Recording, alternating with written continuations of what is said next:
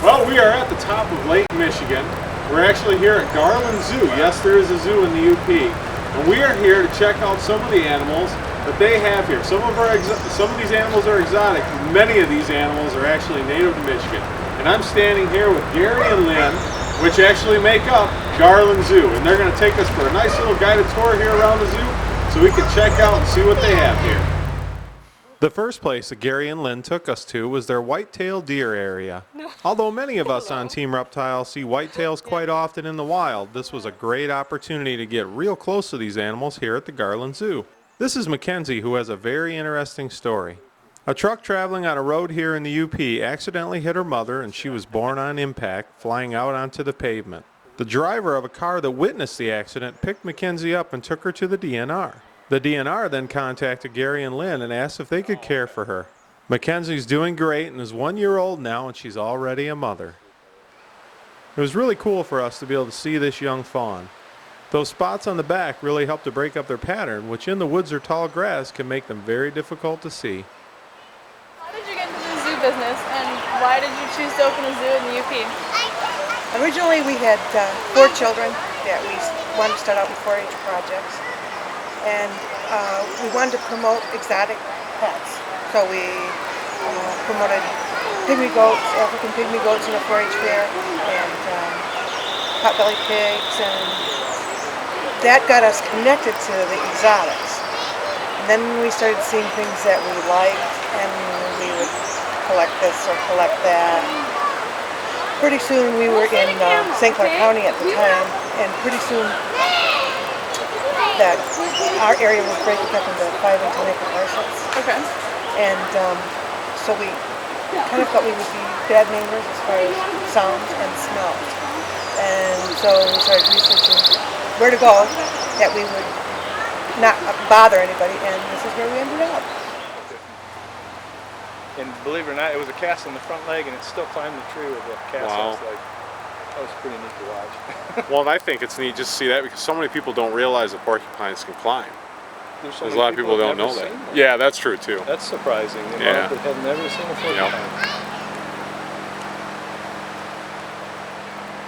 Yep. Now, do you have any problems where he climbs up at all and tries to move out of the We have had the cage? I think we got it buttoned down now, but we did have, yeah. Okay.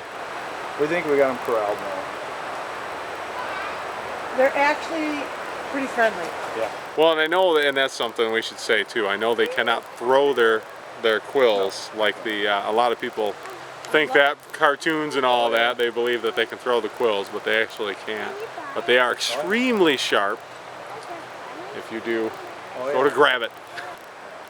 It doesn't take much for it to stick in. Yeah. Well, do they have anything? Isn't there something on the tips of them too? There's that barbs can on be. What is it? There's barbs on there, so when Barbs it goes in, on there. It actually. it doesn't want to come out. Oh, It okay. wants to work in. It was great to see this porcupine up so close. I've seen a few in the wild, but I've never been this close to one before. Every time I've seen one in the wild, they've been pretty high up in a tree. If I were to see one on the ground in the open, I could definitely get pretty close because they are so slow. Not that I'm fast by any means, but they can only run about 5 miles per hour, which I know I'm at least a little faster than that. Look at the way this porcupine uses its tail to help it come down the tree. As it scoots down, it will lift and then press down its quilled tail to help stabilize its body against the tree. After we left the porcupine habitat, we decided to head down to see the black bear and the timber wolves, which are two different large species of mammal that are actually native to Michigan. His name is Fuzzy. Fuzzy bear. He's 12 years old. He's a rescue. The guy over by Escanaba had him, and the guy was in an accident, lost a leg, and just couldn't keep up with taking care of him. Since Fuzzy the bear's habitat was right next to the timber wolf habitat, we were curious to know if the two species ever even paid attention to one another. Now, how do these guys interact with each other at all? At first they did, but not anymore. Really? Yeah. At first he'd run down, they'd run down, run back and forth. I haven't seen it in a while. Now, how did you end up with the wolves? We bought the one and two I rescued. Now, one of the animals that we always want to see on Team Reptile is the mountain lion. The mountain lion is now listed as an animal that is native to Michigan. They've said that they've always been here, but there were times that they were taken off the list, that they were believed to no longer exist here in Michigan. Yet there were always accounts and reports of people seeing them. Well, now there's been enough, and enough people have seen them and had photos and reported them, and they are definitely a presence here in Michigan. We've had a few people tell us up here that they've been seen in the wild. Even Lynn has stated that she's seen him in the wild up here, and so have her parents. But the chance of us finding them in the wild is pretty slim, and that's one of the main reasons we've come here. We get to see up close right here at the zoo animals from Michigan, and as you can see, we've got a couple in the cage here. One of them nervously pacing behind me, and then the other one just kind of hanging out, actually being filmed by one of the other cameras right now. A star on camera. Now, how old is Ziggy? Zeke is, Zeke. he's 4. Zeke is 4. Come here, Zeke. Get up on the wire. Come here. Zeke. Hey, come here.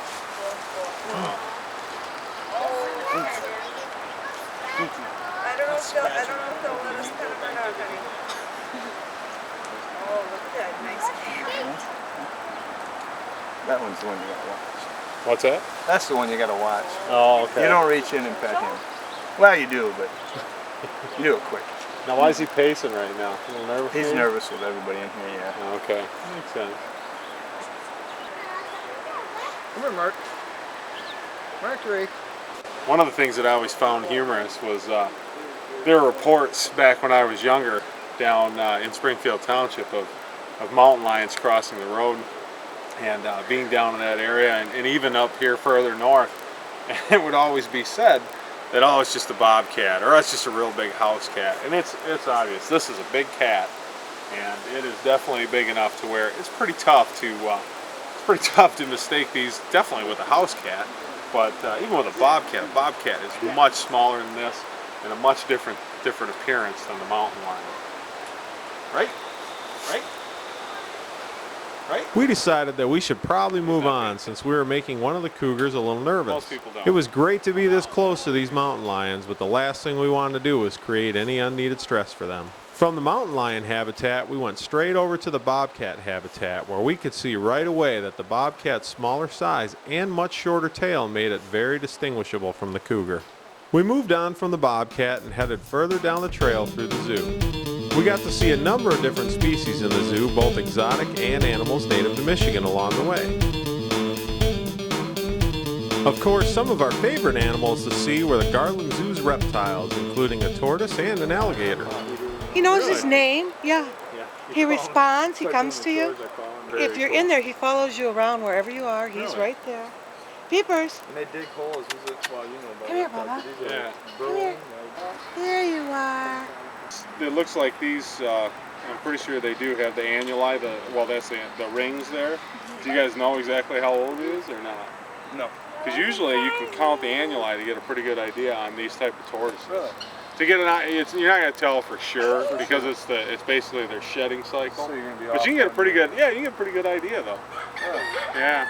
But the older they get, that's one of the problems. Though. The older they get, the more smooth the shell, and which means. But see, the one thing you guys get going for you is because he's in captivity. It looks like a lot of the annuli still stand out pretty good. He hasn't been out where He's wearing he's it getting out. attacked or by hawks or anything else in the wild. We left Peepers for the time being and went to get a closer look at the alligator that Gary and Lynn had here at the zoo. When we were down in Costa Rica, we got to catch a 5-foot crocodile, and we got to hold it and everything. It was pretty amazing. Yeah. Wow. Pretty aggressive for such a little guy. Yeah, he's a feisty one. I'm used to, like, with the snappers that we deal with. Snapping turtles, when they're little, even the one guy we got right now, about that size, you know, you pick them up, they close their eyes. They're used to just trying to protect themselves as best as possible until they get big enough to where, you know. This guy obviously thinks he's bigger than he is. Right, yeah. He'll leap about maybe not quite 2 feet, but he Get up pretty good. When I clean that, I rinse that out and brush it down, you know, the pool. Mm-hmm. He can be sassy. Is this the only one you guys have ever had? Yeah. Yeah, he's a rescue. Oh, really? From a person, basically? Yeah, or somebody had him. how long ago was that? We've had him a couple years now. Really? Was it someone down in Flint? Do you remember? I thought it was Detroit, but I don't know. I just wondered. It was about 2 years ago. We had somebody calling us trying to get us to take a gator from the Flint, which I realize there's obviously more than one person that needs, you know, that tries. But how's their gator? Yeah, but we had they were real secretive about it. We need somebody to take this gator. Before we left the Garland Zoo, we all wanted to get one more look at Peepers, as well as find out a little more information about him. Now, how did you guys end up with him? Oh, the older lady had him as a house pet. She showed pictures of him just little, and you know, he's too heavy. He's probably, I don't know, he's 40 pounds. I was gonna say, I was guessing 40 to 50 pounds. Yeah. Well, I carry him in and out every day, but you know, she had him right in her house. Wow. You're right. I think it's the third largest tortoise, I believe. Is what it is. Okay. The biggest one in captivity is 220 pounds. Wow. Look at all that armor on him too, Yeah. just for protection. Even He's flipped over, you can see he's got a lot of armor just on his legs if he did get flipped. Oh, watch your toes, watch your toes. The reason I told Katie to watch her toes was because Peepers thought they were food. You see, Peepers loves certain fruits and vegetables, and when he saw Katie's toes, he just didn't know the difference. In fact, a couple of the Team Reptile girls had their sandals on today, just like Katie did, and they also had their toenails painted. As you can imagine, when the girls were in Peepers' habitat, he wouldn't pay attention to anything other than their feet. At least that was the case until Gary got Peepers some real food, and then that kept him pretty busy. Well, it was time to leave Peepers as well as the Garland Zoo. We want to give a big thank you to Gary and Lynn for making us feel so welcome at their wonderful zoo here in Michigan's Upper Peninsula. Now we had to get back on the road so we could meet up with some of our other Team Reptile members for an adventure at Tequamanon Falls. We're here at one of the most popular tourist attractions in the Upper Peninsula, the Tequamanon Falls, and we're about to go check out the Upper Falls. Tequamanon Falls State Park in Michigan's Upper Peninsula is the home of the Upper Tequamanon Falls, which is one of the largest waterfalls east of the Mississippi. It has a drop of almost 50 feet and it is more than 200 feet across.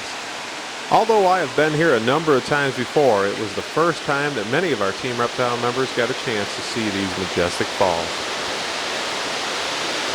Amanda, could you explain to our viewers at home why the water is brown? Because of all the tannin. Is the tannin from the trees? I don't know, you're supposed to be explaining to the viewers at home. No one told me. I don't know 100%. I know it's from the trees, but it's the acid, but what causes it? As you can see, none of us were 100% sure of why the Tequamanon River has an amber coloration. We all knew it had something to do with tannin or tannic acids, but we weren't sure what. Fortunately, we were able to ask a couple questions to some park staff, and we also found a sign which gave us the answers. The chemical tannin is what produces the brown coloration we see in leaves in autumn. This chemical is then leached from the cedar, spruce, and hemlock trees that are in the swamps which are drained by the river, giving the Tequamanon its brown coloration. We decided to make our way down some stairs to a large deck so that we could get a closer look at the Upper Falls. The sounds of the rushing water going over the falls is quite loud up close, but it is well worth it to be able to see the falls from this vantage point. We have done a Team Reptile adventure before with Tequamanon Falls Park Interpreter Bob Wild, and he has told us that the Tequamanon Falls State Park encompasses almost 40,000 acres. Although we were looking at one of the park's main attractions, we were really actually seeing very little of the Tequamanon River or the state park. The Tequamanon River is a winding river that covers approximately 94 miles before it empties into Whitefish Bay, and the state park's 40,000 acres stretch over 13 miles. Now that we had checked out the upper falls, we were ready to look for some wildlife. Our main goal was to see if we could find some salamanders in the leaf litter, specifically the redback salamander, which should thrive in this hardwood habitat. We were just flipping over a couple logs here in Tequamanon Falls, in the upper falls, and really it's not something I would recommend to other people, but we have permission. They told us go ahead and check around because we want to show our viewers at home that this is a great area right here. Their little woodland areas are fantastic habitat for the redback salamander, and we've already found two. I found one and wasn't able to hold on to it, but Amanda found one that she's showing here. And this is just a little guy. He's not quite a full-grown adult. Still, I'd say probably maybe 2 years old, I'm guessing by his size. And we're going to let him go back in the same spot, but it's fantastic to show this, to be able to find it. And once again, this is a lungless salamander, so it doesn't have any lungs. They actually breathe through their skin. And they also don't hatch in the water. That's one of the other reasons they do so well here in the UP, is because they actually don't hatch in the water. So many of the little ponds up here freeze all the way through because it's so cold. Well, these guys are able to survive because they just lay eggs in the spring down in the earth, and they hatch into little tiny juveniles that look exactly like the adult, rather than most Michigan salamanders that hatch into little aquatic larvae. So that's why there's so many up in this region. We let this little fella go and then packed up so we could travel down the road a couple miles to the lower falls area. Welcome back to Team Reptile. Now we're at the lower falls here of Tequamanon Falls, and we're actually heading back to look for the exact location where I proposed to the most beautiful woman in the world. Anyways, we're going to check for some animals back there too, but one of the main reasons we're here is just so that we can go over there, and then we're also going to try something that hasn't been done in years, and that is we're going to try to jump the falls. Now, we've been given special permission by the DNR. No, I'm just kidding, we haven't actually. We're not going to do that anyways. I shouldn't even joke about it, should I? Although I think I could do it, especially with this sweet boat. I'm doing a lot better than our other boat over there. So they seem to be having a difficult time. Come on, Navy boy! The lower Tequamanon Falls are a series of 5 falls that surround a small island. Although these falls are much smaller than the upper falls, the scenery here is incredible. Once we got to the island, we explored the area and even took the time to take some photos next to the falls. We weren't having any luck finding wildlife today on the island, so we decided to make our way back into paradise so we could pick up our Team Reptile boat.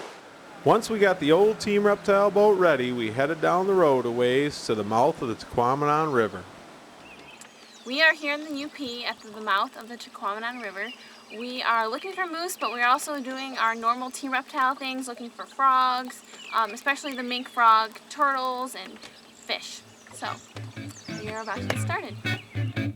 The dark amber coloration of the river made it very difficult to see underwater. We knew this would make it really tough for us to see any turtles or fish, so we spent most of the time searching the edges of the river.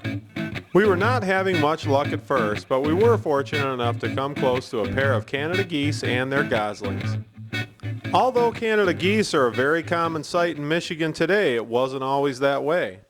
They were eliminated from Michigan during the early 1900s and were not reintroduced until around 1930. Even then, they were still really low in numbers until the 1960s, when their numbers really started to rebound.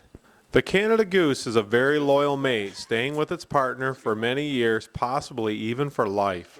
Both the male and female of the species are good parents, staying with their young for close to a year. As you can see, the male is very protective, and it will keep a close eye on us while we go by. I have seen a male Canada goose attack a very large snapping turtle as it grabbed hold of a gosling and fight it off. These geese seem to realize that we are no threat, but they are still going to vacate the area just to be safe. If they only knew how slow our sweet Team Reptile boat was, they would realize they have nothing to worry about. One thing that does not always help our Team Reptile adventures is the fact that I sometimes become impatient. This can lead to me doing things that will tend to scare animals away rather than allow us to get close to them. My frustrations for not finding a moose during our Upper Peninsula adventures were starting to show, which led to one of those situations where I was probably not helping our cause too much.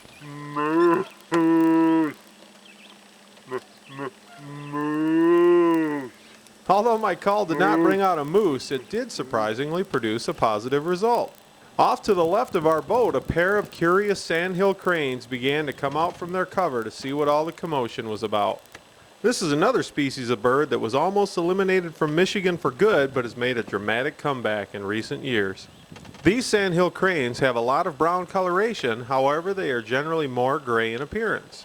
The brown coloration on their body comes from mud staining their feathers during preening. Sandhill cranes mate for life and generally return to the same nesting site every year, which we were pretty confident by the action of these cranes that we were pretty close to their nesting site. We were really concerned about disturbing these cranes too much, so we decided we better move on. Since it was getting dark and we knew our spotlights weren't going to be much help seeing underwater because of the river's dark coloration, we decided to call it a night. Today was going to be our last day in the UP, and that meant it would be our last chance to find any wildlife, including what we really wanted to see, which was a moose. We knew the chances for us to encounter a moose in the wild were really slim, but we did get some really good advice on a place to go from Tequamanon Falls Park interpreter Bob Wild, and also from wildlife tracker and author Len McDougall. We knew our best chance to find wildlife while we were hiking would be to go around dusk, so this was going to give us plenty of time to do some fun things during the day, like go to Whitefish Point. Whitefish Point is home to the Great Lakes Shipwreck Museum and is also one of my family's favorite places to hunt for agates and other unique stones. No, oh man, it just took that rock like a million years to get here. You just throw it out there? Before we left Whitefish Point, we wanted to check out another one of their main attractions here, which is the Whitefish Point Bird Observatory. Unfortunately, we didn't hit any of the key migration times, although I did get to have a fun encounter with a small mammal as we left Whitefish Point. No, that wasn't even a flying squirrel. That was just a little red squirrel. And the way he just leaped from the branches there, it just had the ability to, for one thing, expand out, but then to let their body just kind of glide. You know, that was quite a distance there. I'm sure he'll be back. I interrupted him for a minute, but he'll come back. He's like me. You know, he can interrupt from eating for a second. Can't keep me away from food for long. As the evening approached, we headed out onto the trail that Bob and Len had told us about. The trail led us out onto Lake Superior, a few miles from the Tequamanon River mouth. Unfortunately, the mosquitoes on the trail were thicker than any of us had ever seen before, making it very difficult for us to look around much. Once we got to Lake Superior, we decided to explore the shoreline and at least look around for evidence of moose.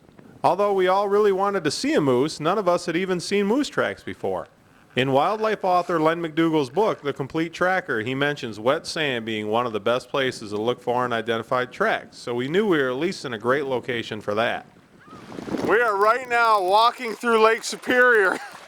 The reason for this is because the mosquitoes were so thick. Whoa! Oh, geez. Watch out, there's a log. I'm walking backwards, which is very dangerous, but it's the only way that I can keep them in front of me. But we actually are in Lake Superior wading through because the mosquitoes were so bad in this one area that this was the only choice we had to survive the mosquito attacks. We might have lost one person. We're not sure. They tried to go back to the car, but the mosquitoes were so thick we may have lost them. But now we're making it through Lake Superior. Woo! We really weren't having any luck out here, and probably anything we might have seen got scared away because we were so loud, but at least we were having a good time. Just as we were about to give up hope of finding anything exciting, we stumbled across the tracks we were looking for. It's all been worthwhile, my friends, because even though we have not found a moose like we have wanted and searched for, we have found a real moose track. Not the ice cream, but a real moose track. We could follow this moose track and try to track down this moose.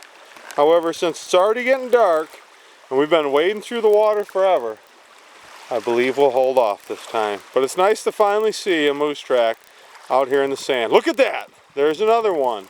One moose track plus another moose track equal moose tracks. Well, it was getting late and it was getting dark and we didn't have any lights on us, so we decided we better start making our way back to the car and head out for the night with just the success of finding some moose tracks. Although we were leaving the UP the next day, our excitement about finding the moose tracks inspired us to celebrate by making one more stop at Tequamanon Upper Falls before we headed back downstate. So we followed the moose tracks all the way up here to the building at Tequamanon Falls, and as you can see, we're still following the moose tracks. And hopefully by the time we reach the end, we'll have found the moose. Since we were at Tequamanon Falls, we decided to take one more look at the Upper Falls. While we were at it, we noticed a sign regarding the falls in the winter. The sign stated that the falls don't completely freeze over in the winter, which means that the water would still be running. Although we believed the sign, we were still curious about a couple things, like if the water still had that amber coloration in the winter. Of course, now we were curious, so a couple of us decided our best bet was to come up in the winter and check it out.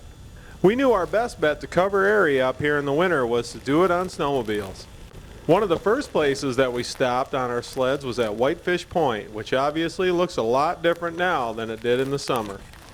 We left Whitefish and headed straight for Tequamanon Falls, where we got a chance to see the Upper Falls in the winter, just like we had hoped.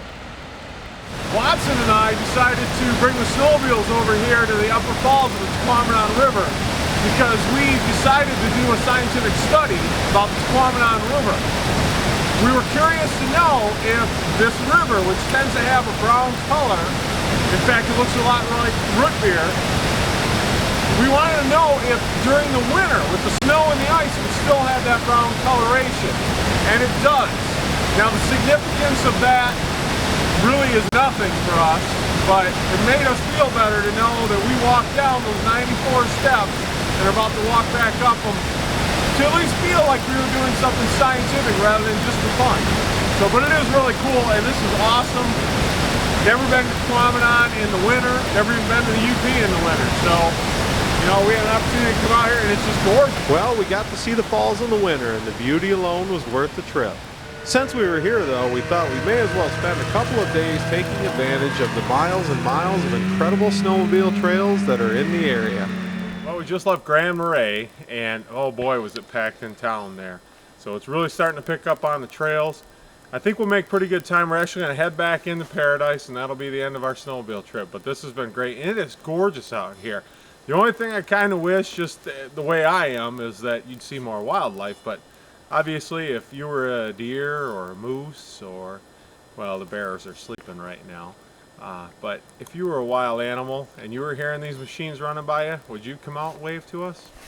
I don't think so. Thanks for joining us, and we'll see you next time for another Team Reptile adventure.